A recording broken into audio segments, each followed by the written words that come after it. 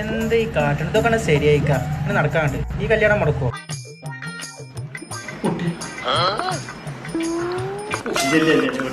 ആയിഷത്ത ആ കുട്ടീനെ വിളിക്കും. വീടൊക്കെ അടിപൊളിയാണ്. ലോൺ ഉണ്ടോന്നാവൂലേ? കസ്തൂരി തൈലമിട്ട് മൂടി മീനുക്കി മുത്തോട് മുത്തു വച്ച വള കിലുക്കി കയ്യിൽ മുത്തോട് മുത്തു വച്ച എന്താളിയാ